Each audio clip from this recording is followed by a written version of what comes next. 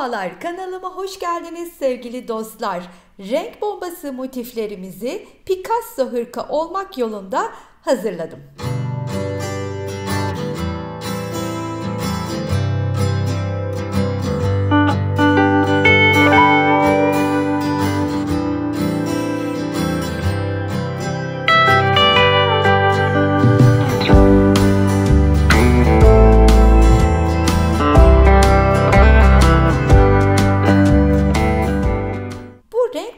Motifler nedir diyen dostlar için hemen bu videonun altına fikrin ve yapımın linkini bırakıyorum. Bir geri dönüşüm, bir artan ip projesidir.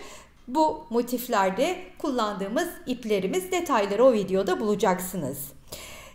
Yapacağım Picasso hırka için ki bu motiflerle yapılan her bir ürünü öyle adlandırmaya karar verdim. Sizler de çok sevdiniz. Picasso hırka, Picasso etek, Picasso elbise, Picasso şal gibi vesaire vesaire diyebilirim.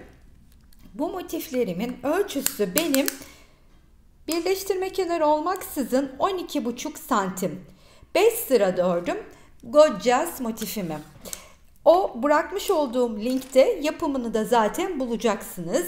Mutlaka orayı izleyin. Buraya gelin, hırkamızı birlikte örelim ya da siz ne yapmak isterseniz oluşturduğunuz bu motifler ile kanalımda var olan videoların her birine uygulayabilir. Picasso ürünlerini dilediğinizce çoğaltabilirsiniz diyorum. Ben 3 milim tığ kullandım.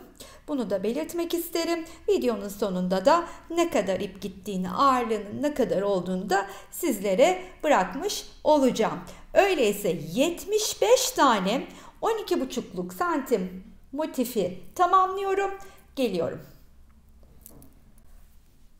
Oluşturduğumuz 75 tane motifi size nasıl birleştirdiğimi birazdan kol motifi üzerinde göstereceğim. Ama 75'in dağılımı nasıl diye soracak olursanız bunun 7 çarpı 5, 35 tanesini arka için kullanıyoruz. 35 adet arka. Önler için 14 artı 14, 28. Yani 14 sağ taraf, 14 sol tarafta 28. Kollarımız için toplamda 12, 6 bir kolda, 6 diğer kolda, toplamda 75 motif. Bunları nasıl birleştireceğimizi ben kol motifi olan 6 tanenin üzerinde size göstermek istiyorum. İlk olarak 6 motifimi aynı bu şekilde önüme alıyorum ve birleşmeye başlıyorum. İlk motifimin kenarından. Şimdi şöyle ileri attırayım. Hemen biz burada birleşmeye başlayalım. Birleştirme kenarında yarım trabzan ya da çakma sık iğne dediğimiz tekniği kullanacağım. Bunun için ilk olarak motifimin iki kenarını bu teknikle geçiyorum. İlmeğimi çıkardım, tığın üstüne ipimi aldım ve motifin bir köşesinin içine battım, ilmeğimi çıkardım ve tığdaki 3 ilmeği birlikte topladım. Daha sonra yanına 2 tane daha hepsini bir topladım. Yarım trabzanlarımı örüyorum. Arada bir zincirim var. Tekrardan yanındaki boşluğa geldim. Aynısını onun içine de örüyorum. Bir zincir, 3 tane yarım trabzan. Bir zincir, tığın üstüne ip alıyorum, boşluğa battım, çıktım. Hepsini bir. Tığın üstüne ip aldım, boşluğa battım, çıktım. Hepsini bir. Yine aynen arada bir zincir.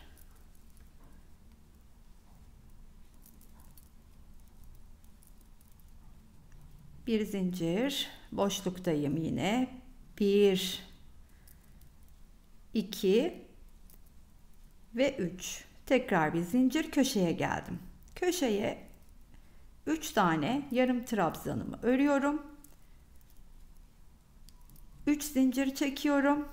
Tekrardan aynı boşluğun içine 3 tane daha yarım trabzanımı örüyorum. Bir zincirimi çekiyorum ve hemen yanına 3 tane daha yarım trabzanımı örüyorum. Bu kenarın sonuna kadar aynı şekilde devam edeceğim. Buraya kadar. Köşeye kadar aynen devam ettim. Sonra köşeye de 3 tane yarım trabzanımı ördükten sonra 1, 2, 3 tane zincir çekiyorum. Tığın üstüne ipimi alıp sıradaki motifimi alıyorum ve her ikisinin yüzü şöyle bana bakarken, bakın her iki motifin de ön yüzü bana bakarken yeni motifin köşesine de 3 tane yarım trabzanımı örüyorum. Sonra bir zincir çekip artık motifleri sırt sırta verdiriyorum ve bu motifte tam karşısına denk gelen boşluktan tığımı batırıp ilmeğimi çıkartıyorum. Daha sonra tığın üstüne ipimi alıyorum ve buradaki boşluğa, sıradaki boşluğa gelip yine 3 tane ikili yarım trabzanımı örüyorum. Özür dilerim. O kadar çok ikili trabzan kullandığımızdan ağzım alışmış. Bir zinciri çektim, çıktım. Boşluğa battım. Hemen ilmeğimi çıkarttım. Geldim. 3 tane yarım trabzan. Bir zincir çıktım. Karşısındaki boşluktan battım. İlmeğimi çıkarttım. Boşluğa geldim. 3 tane yarım trabzan. Bir zincir çıktım. Hemen ilmeğimi çıkarttım. 1 2 3 bir zincir çıktım. İlmeği buradan çıkarttım. Geldim. Köşeden önceki son boşluğun içine de 3 tane yarım trabzanımı ördüm. Zincirimi çektim ve karşısındaki boşluktan çıkartıp köşedeyim artık. 1 2 3 yarım trabzan, bir zincir. Tığdan çıktım. Köşenin içinden batıp ilmeğimi çıkarttım. 1 2 zincir çektim ve boşluğun içine gelip köşenin yani diğer 3 tane yarım trabzanımı örüyorum. Ve aynı mantıkla bir zincir ve köşeli boşlukların içine 3 tane yarım trabzanlarımı örmeye devam ediyorum. İki kenarı bu şekilde geçeceğim. Burası ve burası. Daha sonra bu iki kenarı ördükten sonra bunu bunun üstüne eklediğim gibi buraya da yeni motifimi ekleyeceğim. İki kenarımı ördüm. Köşeye geldim. Yine yarım trabzanımı ördüm 3 tane. 3 tane de zincirimi çekiyorum. Aynı işlemi, yani bunu bunun üstüne eklediğim gibi bunu da yine bunun üstüne ekleyeceğim. Bunun için ne yapıyordum? 2 tane motifin ön yüzü bana bakarken yeni motifin içine 3 tane ikili yarım trabzanımı örüyordum. Daha sonra bir zincir çekip artık her iki motifi de sırt sırta baktırırken tığdan çıkıyordum. Bu motifte karşısına denk gelen boşluktan ilmeğimi çıkartıp artık göstermiş olduğum teknikle iki kenarını birleştireceğim.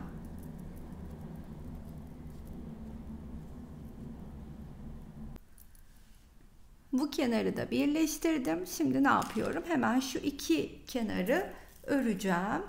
Daha sonra eğer bunu daha uzun bir parça örüyor olsaydım, mesela arka parçayı birleştiriyor olsaydım boyunu 7 motif yapacağım için aynı bunu bunun üstüne, bunu bunun üstüne eklediğim gibi yeni motifi de bunun üstüne ekleyecektim. Ama ben yeterli uzunluğa geldiğimi düşünüyorsam, yani kol motifindeysem 3 benim için yeterli uzunlukta. Bunu bu kenarı geçeceğim. Bu kenarı da geçip dolaşıp buraya kadar geleyim. Buradaki geçişi nasıl yaptığımı size göstereyim. Üçüncü motifi de ekledikten sonra kenarlarını dolaştım. Şimdi tam bu geçişin olduğu yerdeyim. Burada detaylıca nasıl yapacağımızı göstermek istiyorum. Bir zinciri burada çekmiştim. Tığın üstüne ipimi aldım. Bu köşenin diğer üçlü grubunu öreceğim. 1 2 ve 3. Sonrasında 2 zincirimi çekiyorum. ve buradaki boşluğun içine batıp ilmeği çıkartıp ilmeğimin de arasından geçirip 2 zincir çekiyorum. Tığın üstüne ipimi alıyorum. Buradaki köşenin içine diğer üçlüyü de öreceğim. Sonra bir zincir çekip yine boşluklara üçer tane ikili yarım trabzanlarımı örerek devam edeceğim. Şu tekrardan kesiştikleri noktaya geleyim. Orayı da yine burada olduğu gibi birlikte örelim. Yeniden buradayım. Ne yapıyordum şimdi? Buradaki köşenin diğer üçlü grubunu örüyordum. Bir bat, hepsini bir topla, bat, çık, hepsini bir topla. 2 zincir. Daha sonra bu aradaki iki siyahlının arasındaki boşluğa batıyorum. İlmeği alıp aynı zamanda tığımdaki ilmeğin de içinden geçirip 2 zincir çekiyorum. Tekrar tığın üstüne ipimi alıp bu köşeye geliyorum ve yarım trabzanlarımı örmeye devam ediyorum. Arada bir zincirle. Şimdi bu kenarın sonuna kadar geleyim. Diğer 3 ve 4. motifleri nasıl eklediğimizi görelim. Sonuna kadar geldim. 3 yarım trabzanımı örüp 3 tane de zincirimi çekiyorum. Daha sonra sıradaki motifi alıyorum ve şurada kesiştikleri noktaya kadar göstermiş olduğum teknikle yarım trabzanlarımı örmeye devam ediyorum. Önce yüzleri bana bakarken yeni motifin içine 3 tane yarım trabzan, bir zincir, daha sonra artık sırt sırta bakıyorlar ve buradaki boşluktan ilmeğimi çıkartıp kesiştikleri noktaya kadar aynı sistemle öreyim. Orayı birlikte geçelim. Burada tam olarak kesiştikleri noktadayım. Ne yapıyoruz şimdi? Buradaki köşenin içine 3 tane yarım trabzanımı ördüm. Bir zincirimi çektim. Tığdan çıkıyorum. Ve hemen burada kesiştikleri noktanın tam ortasından şöylece batıp buradan ilmeğimi çıkartıyorum. 1-2 zincir çekiyorum ve buradaki boşluğa gelip 3 tane yarım trabzanımı örüyorum. Arada bir zincirle sıradaki boşluğun içine de aynısını yapmaya devam ediyorum ta ki kenarın sonuna kadar. Şimdi size göstermek isterim şu birleştikleri noktayı, üçünün. Bu şekilde birleştik. Bunu sonuna kadar geleyim. Dördüncüyü eklediğimizde de yine şuradaki işlemi size göstereceğim. Kenarın sonuna kadar geldim. Son köşenin içine buraya 3 tane yarım trabzanımı örüp 3 zincirimi de çektim. Şimdi artık bunu buraya yerleştireceğim. Bunun için de yine ilk başta buraya kadar yapacağım işlem aynı. Motiflerin ön yüzü bakarken yeni motifimin içine 3 tane yarım trabzanımı örüyorum. Bir zincir çekip artık sırt sırta baktırırken ilmeğimi buradan çıkartıp aynı mantıkla kesiştikleri noktaya kadar devam ediyorum.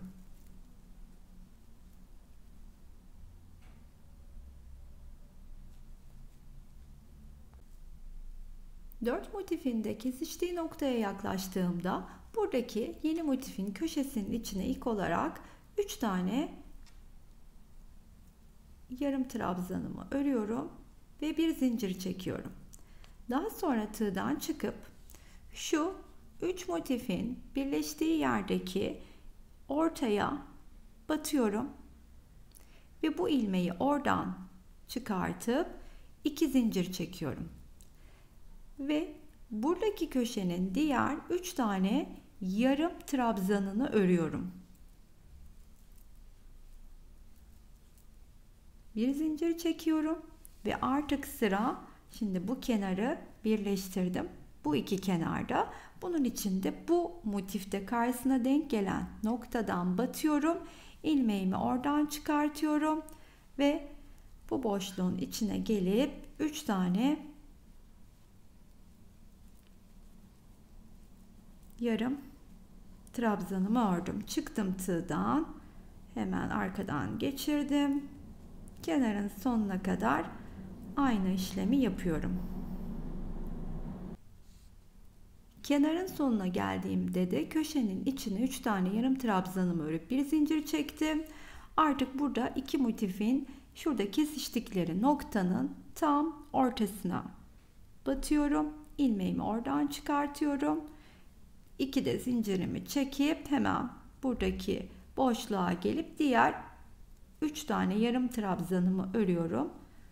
Aralarda bir zincirle kenarın sonuna kadar devam edeceğim. Artık son bir motifim kaldı kol için.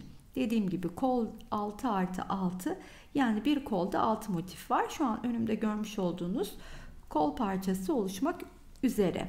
Şimdi bunun sonuna kadar geleyim. Aynı bunu buraya yerleştirdiğim gibi, şu üçlü alana yerleştirdiğim gibi buraya da bunu yerleştireceğim. Aynısının tekrarı. Bir kez daha orayı gösterme gereği yok diye düşünüyorum. Kol parçasını tamamlayayım. Bu motifi de buraya birleştirip şuraya kadar geldim. Eğer bu benim arka parçam olmuş olsaydı, mesela 7 çarpı 5 35 tane motiften oluşturduğum parçam olmuş olsaydı, arkayı tek halde örüyorum. Bütün kenarlarını kapatıyorum. Ne yapacaktım? Aynı burayı nasıl geçmiştim, böylece de bunu üstüne eklemiştim. Bunu da böyle size gösterdiğim yöntemle geçip hop başladığım noktaya kadar gelip kesecektim. Ama şimdi ben bunu 3 motifli kısmı kol evine yerleştireceğim için hem bu 3 motifli kısım hem 2 motifli kısmın bir tarafı açık. Bunu kol evine yerleştireceğim. Onu kol evine yerleştirdikten sonra böyle geleceğim. Burası da açık. Bu da benim diğer kol kenarıyla birleşip kol parçamı oluşturmuş olacak. Öyleyse diğer parçaları da birleştirelim ve hırkanın tamamını bütünlemeye geçelim. 7 çarpı 5 35 motifle oluşturmuş olduğum arka parça görmüş olduğunuz gibi tamamlandı. Şöyle göstereyim bakın. 7 çarpı 5 35 motif. Arkayı 35 motifle bu şekilde birleştirdikten sonra bu ön yüzü hemen alıyorum, parçayı çeviriyorum. Arka yüzünü, çünkü diğer parçaları bunun üstüne koyup birleştirmeye geçeceğim.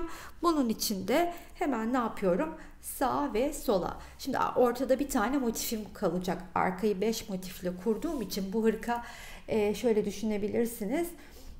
Oversize, yani 36'dan 44 bedene kadar, 46 bedene kadar çok rahatlıkla uygun olacak bir hırka.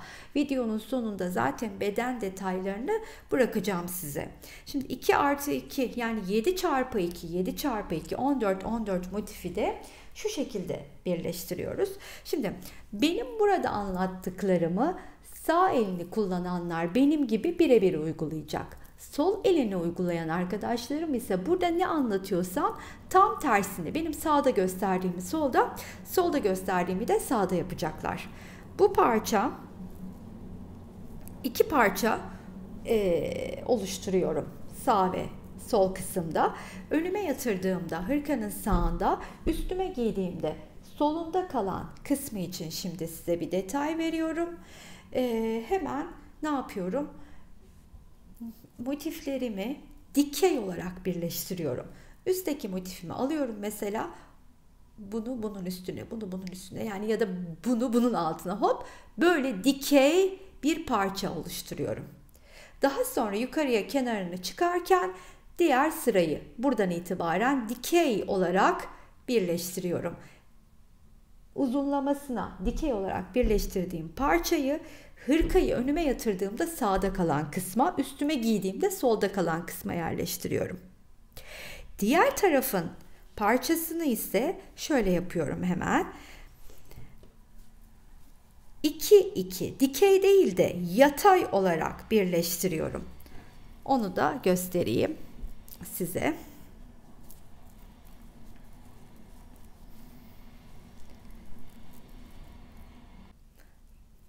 Yani yataydan kastım Ne yapıyorum? Önce bunun yanına, sonra bu ikisini birleştirdikten sonra üstünü geçiyorum. Bunu ve bunu. Yani 1, 2, 3, 4. Sonra hemen geliyorum. Üstlerine bunu. Buraya geliyorum. Bunu. Bu şekilde 2 birleştirerek devam ediyorum. Ki üstte kenarda 2 tane motifin açıklığına ihtiyacım var. Onu oradan birleştirerek kol evimi vermeye devam edeceğim. Burada ise tekrar hatırlatmak isterim. Dikey. Yani böylemesine birleştirme yapıyorum. Çıkıyorum yanına tekrar böyle. Burada tekrar söylüyorum. Böyle. Umarım yeteri kadar anlaşılır olmuştur. Birçoğunuz elinizin alışık olduğu şekilde de birleştirebilirsiniz. O zaman şimdi 7'ye 7 yani boy her iki tarafta da aynı. Dikkat ederseniz omuz motiflerimiz yok. Ne yapacağım o vakit? Şimdi şuradan görmüş olduğunuz gibi yan kenarı birleştirirken aşağıdan etek ucundan yukarıya doğru gelirken burada kol evini oluşturacağım. Kol evini oluşturacağım motifler önde bu, arkada bu ve ön ve arkada da bu her iki motifin yarısı olmuş olacak. Onun için bunu birleştirirken aşağıdan gelirken bu motifin yarısına kadar yerleştireceğim. Çünkü bu yarıya kol motifinin bir parçası gelecek. Şimdi yaparken daha net anlayacaksınız. Öyleyse ilk olarak bu parçayı yerine yerleştirelim. Yanlamasını önüme yatırdım. Şimdi bu motifi karşılıklı bunu arkadakiyle birleşe buraya kadar geleceğim. Şuraya kadar yarım yerleştireceğim. Oraya kadar hep aynı. Birazdan başladığım teknikle buraya kadar devam edeceğim. Buradayken kol evini nasıl oluşturacağız? Birlikte göreceğiz. Şimdi hemen bunu bu şekilde önüme alıyorum. Bu parçanın tam olarak şu kenarındayım. 3 tane yarım trabzanımı örmüştüm. Hemen bir zincirimi çekiyorum. Tığdan çıkıp bu arkadaki birleştireceğim arka parçanın içinden batıyorum ve bu ilmeği geçiriyorum. Daha sonra 2 zincirimi çekip köşenin içine geliyorum ve 3 tane yarım trabzanımı örüyorum. Bir zincir çekip tığdan çıkıyorum. Ve arkasındaki boşluktan batıp hemen ilmeğimi çıkartıp buradaki boşluğa geliyorum. Yani aslında birleştirme tekniğini gösterdiğim kısımdaki sistemi uyguluyorum. Sadece bu karşılıklı 4 tanenin çakıştığı yerde ne yapacağız? Orada bir farklılık var. Oraya kadar buradaki göstermiş olduğum aynı boşluğun içine 3 tane yarım trabzan, bir zincir, tığdan çık, arkadan geçir, aynen devam. Buraya kadar geldiğimde ise bakın aşağıdan başladım, buraya kadar geldim, birleştim. Şimdi bu ikisinin çakıştığı, arkadaki iki motifin de çakıştığı yeri birleştireceğim. Bunun için hemen burada her zamanki yaptığım gibi 2 zinciri çekip şu araya boşluğa batıyorum. Aradan bir zincir çıkartıp ilmeğin arasından da geçiriyorum. Ve burada tığımdan çıkıyorum. Tığdan çıkıp arkadan bu iki motifin çakıştığı yerin tam ortasını bulup batıyorum. Bu ilmeği arasından çıkarttıktan sonra 1-2 zincir çekiyorum. Daha sonra buradaki yarım trabzanlarımı, köşe boşluğundaki yarım trabzanların diğer üçlü grubunu örüyorum. Bir zincir çekip tığdan çıkıyorum. Karşısındaki denk gelen boşluğun içinden ilmeğimi çıkartıyorum ve bütün kesiştikleri noktalarda aynı olmak suretle göstermiş olduğum tekniği kol evine kadar uygulayacağım. Bakın şu geçişte göstermek isterim size. İki yanda yaptığım geçiş, hatta çok daha iyi anlaşılması açısından şöyle nasıl durduğunun beyaz zemine çekeceğim. Çok daha net göstermeye çalışacağım size. Şöyle bakın. yan birleştirme bu kadar muntazam, bu kadar düzgün gösterdiğim tekniği uygularsanız düşüyor. Kol evine kadar devam ediyorum. Omza doğru geldim. Ön ve arka parçada ikişer motif bıraktım. Şimdi bu ikişer motifin altta kalanları, yani omza doğru olan değil de kol altına doğru olanı önde ve arkada yarısına kadar birleştireceğim. Yani ne yapacağım? Bakın, şurada görmüş olduğunuz tam olarak orta noktadır. Bunu birleştireceğim. Buraya geldiğimde serbest bırakacağım ki kol altı çok kasmasın diye daha rahat geniş yedirmeyi planlıyorum. 1, 2, 3'lü grubu boşta bırakacağım. Yani şuraya kadar birleştirirken daha iyi göreceksiniz şimdi. Şimdi devam ediyorum. Bu köşedeydim. 3 taneyi ördüm. Arkadan ilmeğimi geçireyim. Geldim şimdi buraya örüyorum. 3 tane yarım trabzanımı. Bir zincir çektim, çıktım. Arkadan hemen denk gelen boşluğundan ilmeğimi geçiriyorum. Tekrardan buradaki boşluğa geldim.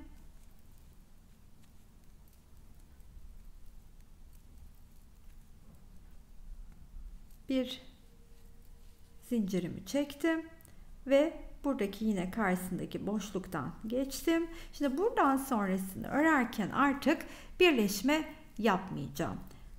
Yani ortadan çok daha minik kısmı, ortanın biraz daha minik kısmını birleştirmiş oldum. Biraz daha geniş kısmını açıkta bıraktım. Siz bu kol altı ayarlamasını kendinizce de istediğiniz gibi de ayarlayabilirsiniz. Daha geniş tutmak, daha dar tutmak, toplamak hep bizim elimizde. Ben biraz daha serbest bırakmak istediğim için bu şekilde çalıştım. Bakın, artık birleşmiyorum. Açtım kol evini. Ta ki nereye kadar? Şu üste kadar. Aynı mantıkla devam edeceğim. Buraya kadar birleşmeden geleceğim. Daha sonra buradan birleşip omuz kısmını oluşturmuş olacağız. Üst omuz motiflerinin de sonuna geldim artık. Buradaki üçlü zaten örülüydü grup. İkinci üçlü grubumu örüyorum. Hemen burada bir zincirimi çekiyorum ve tığdan çıkıp şu arkadaki iki motifin kesiştiği noktadan batıyorum. Bu ilmeğimi oradan geçiriyorum.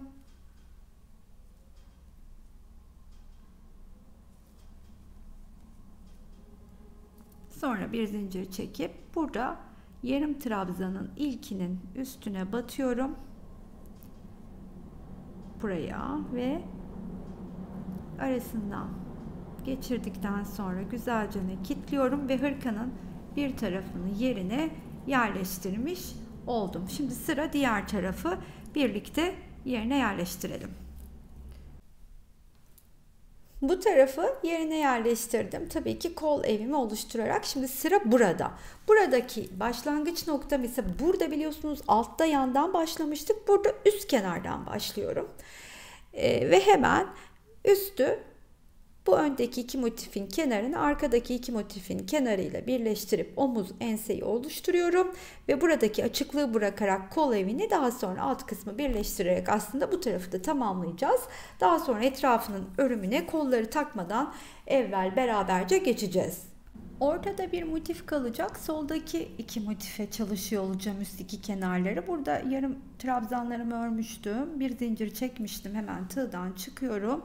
Bu iki tane motifin kesiştiği yerin ortasını bulup batacağım. Tığı oradan geçirdikten sonra bu ilmeğimi de oradan çıkartıyorum. Ve iki zincirimi çekip buraya geliyorum. Diğer 3 tane yarım trabzanımı örüyorum köşeye.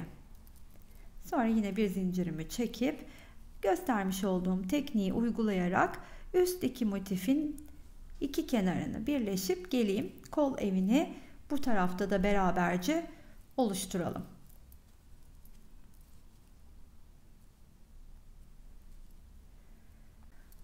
Burada üstteki kenarı eklerken sonuna geldim artık. Kol ev için dönüş yapacağım. Buradaki köşenin içine 3 tane yarım trabzanımı örüyorum.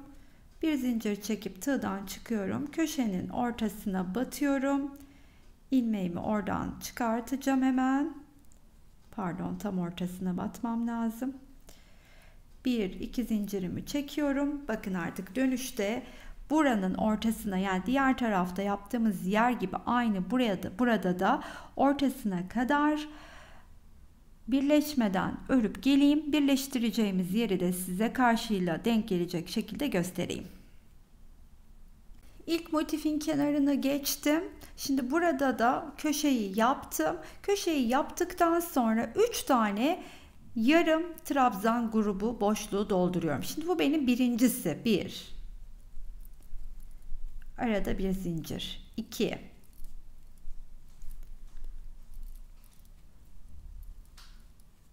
Yine arada bir zincir. 3.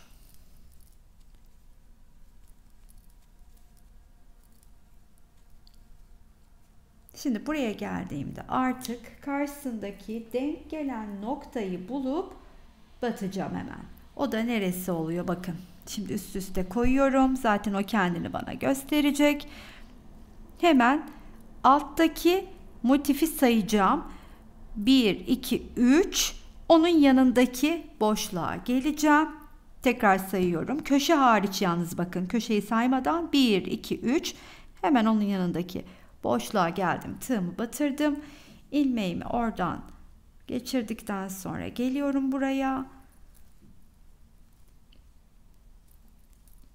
2, 3. Tığdan çıktım. Pardon, bir zincir çekip çıkacağım. Tekrardan geldim. Buradaki boşluğun içine 3 tane yarım trabzan. Bir zincirimi çektim, çıktım. Karşısındaki denk gelen boşluk. Yeniden şimdi köşeye geldim. Köşeye geldiğimde de bakın burada şu köşede bir üçlü grubu örülmüştü. Bu boşluğun içine diğer üçlü grubumu örüyorum. 2 zincir çekiyorum. Aradan batıp ilmeğimi çıkarttıktan sonra tığdan çıkıyorum. Ve karşıda ikisinin çakıştığı yerin ortasına batıyorum. Bu ilmeğimi oradan çıkartıp aynı göstermiş olduğum teknikle başlamış olduğum noktaya kadar bu parçayı birleştireceğim. Bakın neredeyim? Köşede diğer 3 tane yarım trabzanımı ördüm. Bir zincir çekip tığdan çıktım. Karşısındaki denk gelen boşluktan battım. Arasından geçirdim.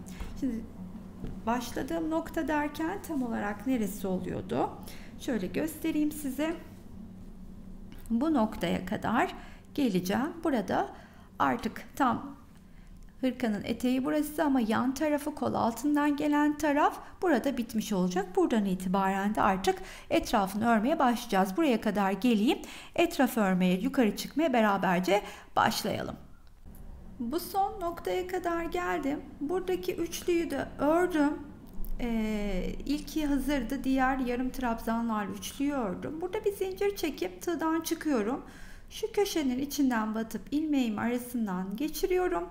Daha sonra burada yukarı çıkarken ortada kalmak istediğimden tığın üstüne ipimi alıyorum. Bakın. Buradaki ilk örmüş olduğum yarım trabzanın içinden batıp bir ilmek çıkartıyorum. Bu üçünü bir örerek ortaya geldim. Şimdi burada ortaya, amacım şu ortaya gelmek. Yani şuradakinin bir köşesinde gibi düşünün beni. Şuradayım yani. Şuradayım. Tığımı değiştireceğim. Etrafını 2,75 milim tığ ile örmek istediğimden 3 milimi çıkartıyorum. 2,75'imi aldım. Burada bir ilmek, bir zincir çekip yükseltiyorum ilmeğimi. Etrafında döndürüp bu ipi arkasından çıkartıyorum. Ve ilk yalancı trabzanımı ördükten sonra da hemen yanına 2 tane daha yalancı ikili trabzan, yalancı ikili trabzan bunlar. İlki öyleydi, yanına normal ikili trabzan ördüm.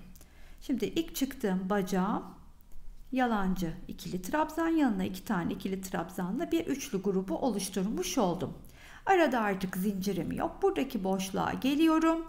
Bunun için de hemen şu arkadan da ipi de yürüterek gizleyeceğim. Üstüne de örüyorum bir taraftan da sağlamlaştırmak için. Bir önden bir arkadan alarak şimdi tekrar arkaya alayım. Ve üstüne şuraya yatırıp üstüne bu boşluğun içine batarak 3 tane ikili trabzanımı örüyorum. Hırkamın etrafına hep böyle üçlü gruplar, yani kutucuklar halinde geçeceğim. Siz tabii ki istediğinizi uygulayabilirsiniz. Dilerseniz tığ işi lastik, dilerseniz trabzanlar, istediğiniz şekilde patını örebilirsiniz keyfinizce.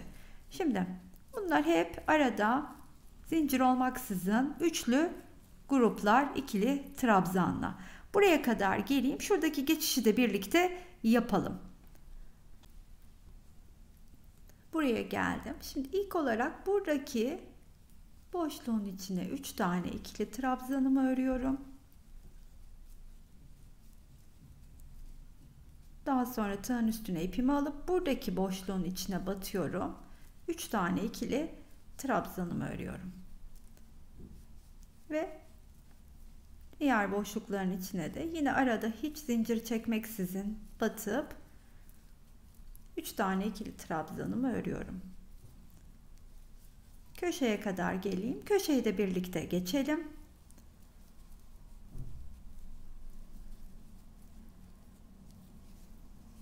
Şöyle. Köşeye geldim. İlk olarak 3 tane ikili trabzanımı örüyorum. 2 zincir çekeceğim. Tekrar aynı boşluğun içine 3 tane ikili trabzan.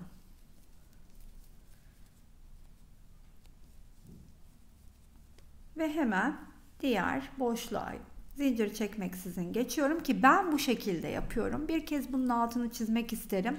Sizin elinizden aralara zincir çekerek daha düzgün düştüğünü düşünüyorsanız mutlaka siz araya zincirinizi çekebilirsiniz.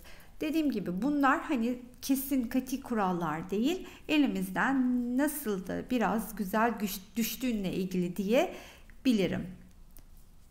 Bakın ben bu şekilde arada zincirsiz düşüşünü elimden beğendiğim için bu şekilde devam edeceğim. Enseye kadar bu şekilde devam edeyim. Hiçbir fark yok enseye kadar. Ensedeki geçişi nasıl yapacağımızı anlatmaya çalışayım. Tam ensenin geçişinin olduğu yere geldim. Şimdi burada bakın şöyle bir katlı olan yerin üstündeyim. Her iki tarafta da aynı yer var.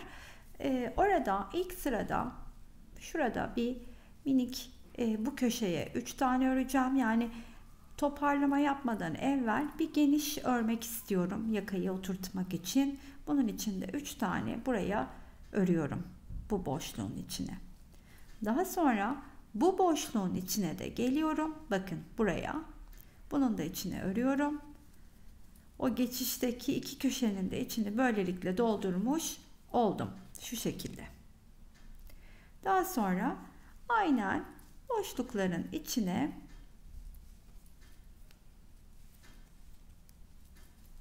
üçer tane ikili trabzanlarımı örüyorum. Diğer köşeye kadar. Orada da burada yaptığım işlemin aynısını tekrarlayacağım. Tam olarak diğer köşenin içine geldim. Bakın burada ve burada 2 tane boşluğum var. Her ikisinin de içine üçerli gruplarımı örüyorum ikili trabzanlarımla.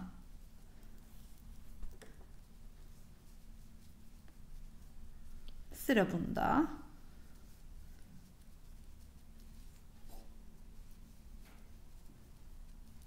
Sonrasında da aynen boşlukları örmeye devam ediyorum. Bu ensedeki köşe geçişini yaptıktan sonra.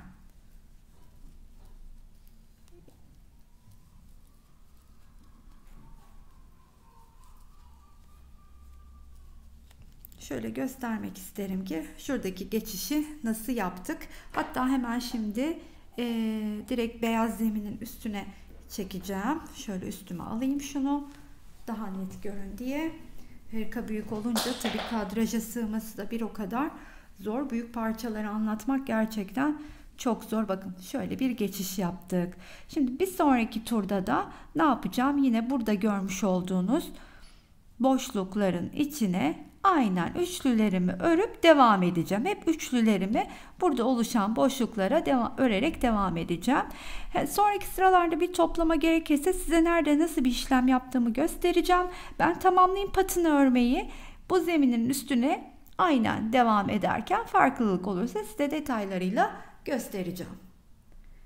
Ne kadar sıra patı öreceğiniz tamamen sizin zevkinize bağlı. Kalın örmek istediğiniz kadar, çünkü orada da bir motifimiz olduğu için patını geniş örebilmek imkanımız var. Ben bir miktar böyle geniş örmeyi planlıyorum. Yani bir 3-4 sıra örerim gibi düşünüyorum. Ama finalleyip geldiğimde etrafını, o arada kolun birini de yerleştirmiş olurum. Onun üstünde size gösterirken diğer kolu da birlikte yerleştiririz.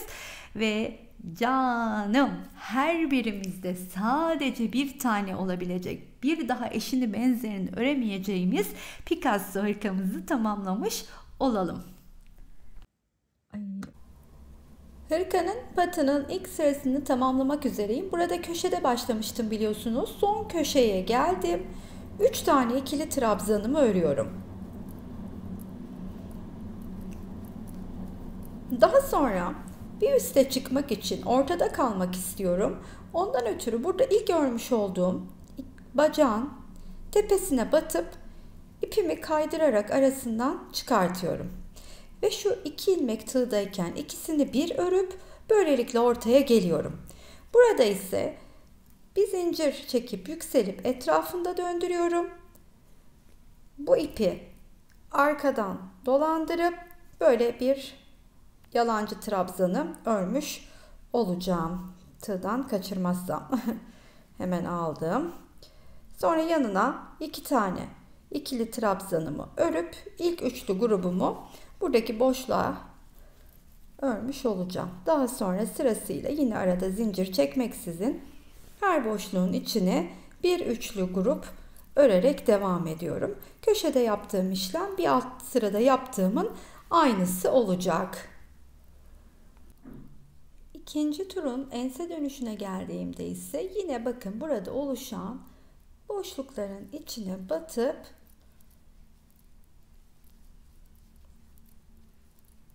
üçlü gruplarımı örüyorum ikili trabzanlarla. Hiçbir farkı yok. Herhangi bir işlem yapmıyorum ikinci turda da. Arada zincirim yok. Hep ikili trabzanlar. Şimdi size göstereceğim. Şu şekilde dönüşü. Bakın tam olarak arkadayız. Böylece de döndüm.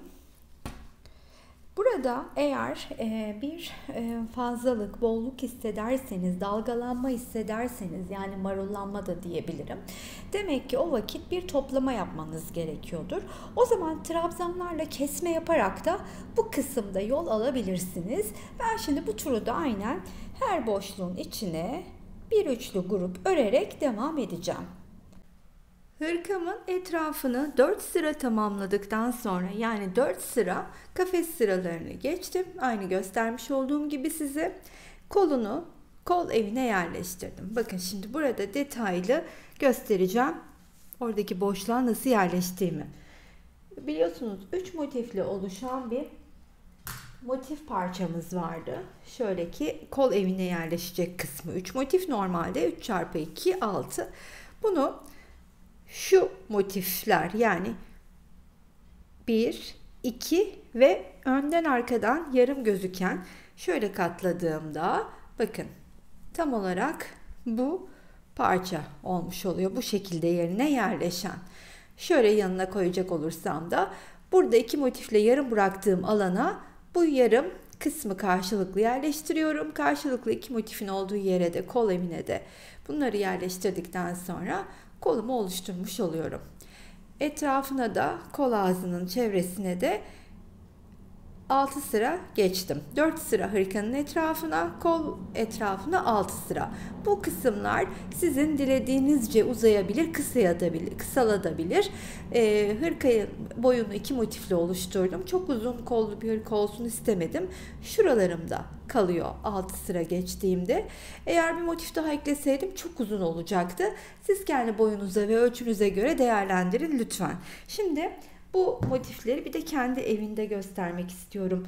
Size nasıl yerleşecek. Sonra da beraberce yerine oturtalım. Kol evim burası. Yarısına kadar birleştirmiştik. İşte tam olarak oraya birleşecek olan motif de budur. Yarısı buradan, yarısı da diğer taraftan buraya oturacak.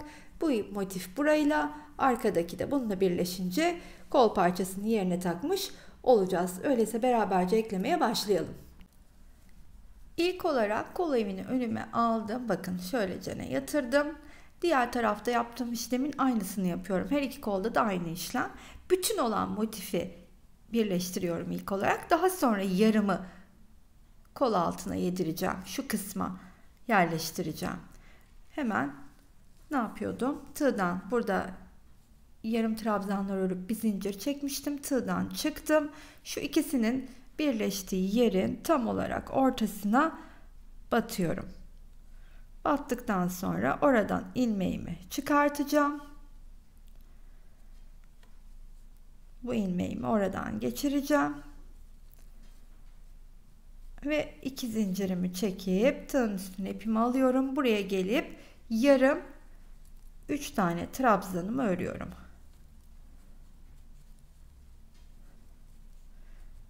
Bir zincir çekip tığdan çıkıyorum ve karşıdan denk gelen noktasından ipimi alıp geçiriyorum. Şimdi bu kol altına kadar yaptığım işlem aynı. Bir göstermiş olduğum birleştirme tekniğidir. O kısma kadar geleyim. O kısmı beraberce örelim.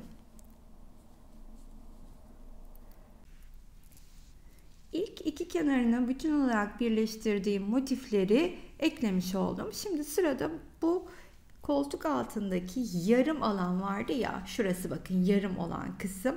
Bunun yarısını buraya, yarısını da diğer tarafa birleştireceğim. Bunun için buraya geldim. Şimdi köşeyi ördüm. İlk olarak karşısındaki denk gelen boşluktan ilmeğimi alıyorum. Yani bildiğimiz yöntemle kol altının tam denk gelen kısmına kadar birleşmeye devam ediyorum. 1 2 3 yarımları ördüm. Bir zincir çektim. Buraya yerleştiriyorum. Çıktım. Tekrardan geldim. 1 2 ve 3 bir zincir. Şimdi motifin yarısında köşe hariç 2 tane siyah kısmı kutucuğu ördüğümde, karşıyla da birleştiğimde yarımı tamamlamış oluyorum. 2 kutucukta bu ortayı kol altına yedireceğim. Şuraya yapacağım siyahı. Bu ve buraya yapacağım 2 siyahı da buradaki yarım motife yedireceğim. Bu arka taraftaki. Şimdi ne yapacağım bunun içinde? Bakın buraya geldiğimde ilk önce bir yarımı örüyorum. Daha sonra diğer yarımı örüyorum ve tığdan çıkıyorum. Çıktım. Tığdan çıktıktan sonra kol altında çakıştıkları yere, kol altında oluşan çakıştıkları yere batıp bu ilmeği oradan geçiriyorum.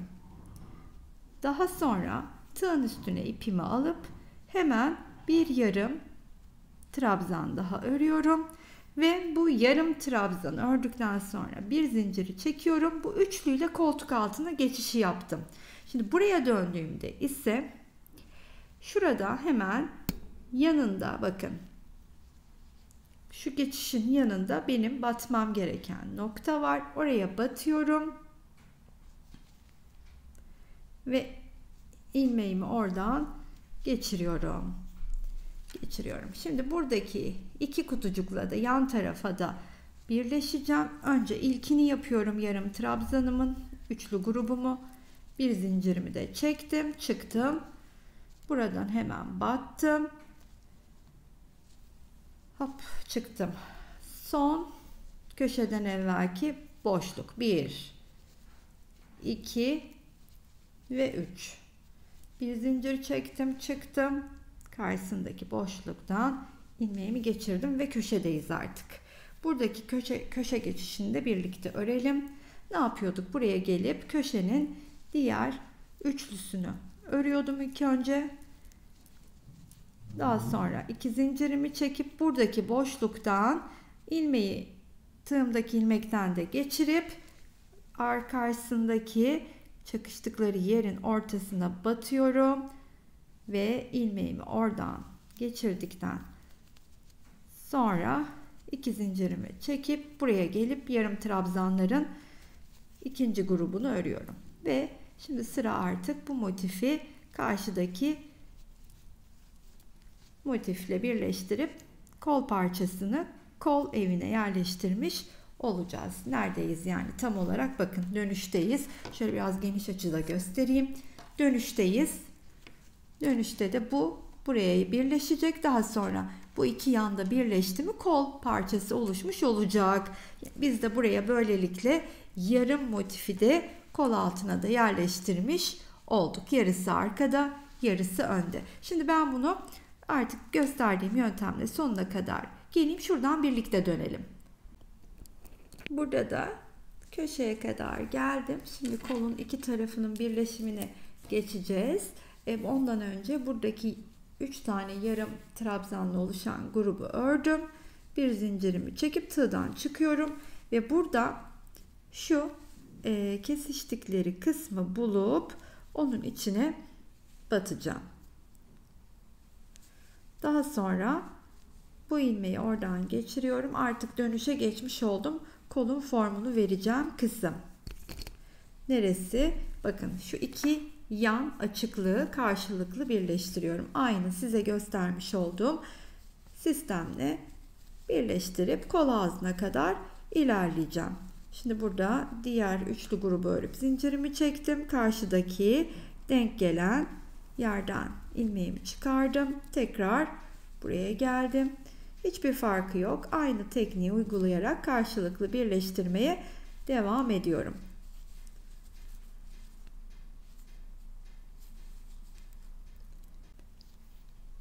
Bu köşenin sonuna kadar geldim. 3 tanesini de ördüm. Şimdi bir zincir çekiyorum. Tam olarak buradayım.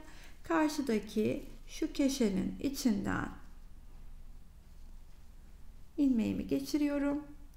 Daha sonra bir zincir çekip tığımda duruyorum ve tığımın üstüne ipimi alıp burada örmüş olduğum ilk yarım trabzanın tepesine batacağım. Daha sonra oradan ilmeğimi çıkartıyorum ve buradaki 3 tane tığımdaki ilmeği beraber örüp ortaya geldim. Bu ortaya geldikten sonra artık tığdan 3 milimden 2.75'e geçiş yapıyorum.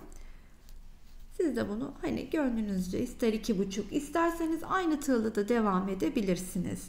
Daha sonra bir zincir çekip yükselip etrafında döndürüyorum. Arkadan ilmeğimi de geçirdikten sonra bu yalancı trabzanın yanına 2 tane daha ikili trabzana örüyorum. Bulunduğum köşenin boşluğu içine bakın. Şimdi burada 2 boşluk oluyor ya. Biz birinin içine ördük. Tığın üstüne ipimi alıyorum ve hemen buradaki sıradaki boşluğun içine 3 tane ikili trabzan. Arada hiç zincirim yok. Diğer boşluğa geçiyorum.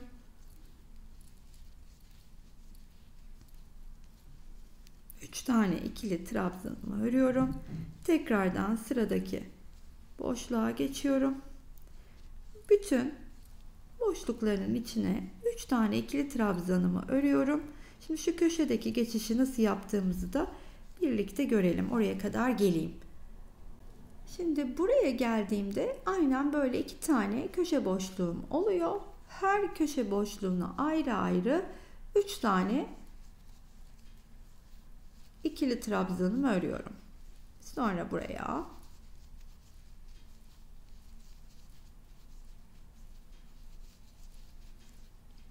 Tekrardan diğer boşlukların içine de örmeye devam ediyorum. İşte ilk sırayı bu şekilde tamamlayıp üste beraberce çıkalım.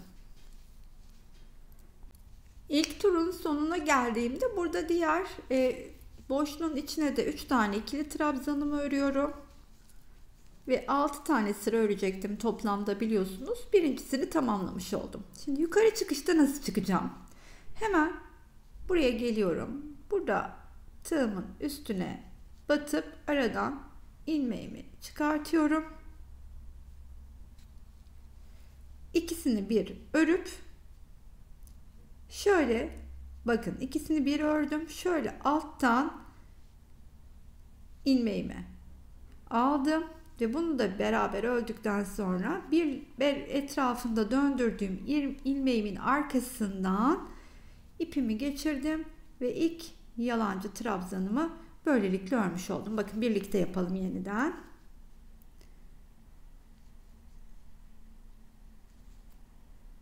Tam olarak ortaya düşmek istiyorum. Tığımın üstünde ip yok. İlk yapmış olduğum trabzanın tepesinden ilmeğimi çıkardım. Sonra ikisini bir ördüm. Daha sonra şu bakın altta da görülen ipin altından batıp arkadan ipi alıp iki ilmeği beraber ördükten sonra şöyle minik bir yükselelim. Etrafında döndürelim. Arkadan da ipi geçirip bir yalancı trabzanımızı örüp hemen yanına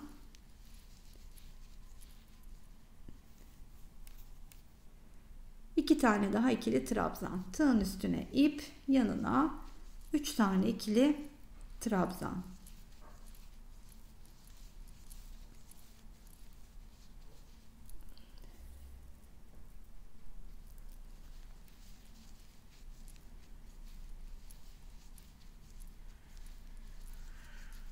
Bu şekilde diğer sıralarımı tamamlayacağım. Hiçbir fark yok artık. Buraya kadar yaptığımın aynısı. Her boşluğun içine 3 tane ikili trabzan, 6 sıraya kadar örüp kolu tamamlayayım. Evet efendim, bir tane daha birebir aynısını öremeyeceğimiz parçalardan oluşan Picasso hırkamı tamamlamış oldum. Bilmiyorum siz renk bombası motiflerinizle neler öreceksiniz ama benim hırkam gerçekten bir tablo görüntüsünü aldı. Umarım üstümde duruşunu da beğenmişsinizdir. Fikirlerinizi yorumlara yazarsanız çok mutlu olurum. Sakın unutmayın ki bu bir geri dönüşüm projesidir. İçinde kullandığım motiflerin her birisi aylardır, yıllardır bende minik minik biriken iplerden oluşmuş yumaklardı. Zaten motif yapımı videosunu izlediğinizde o yumakların nasıl oluşmuş olduğunu da göreceksiniz. Tekrar hatırlatmak isterim ki bu videonun altında motif yapımı, renk bombası motif yapımı linki mevcuttur.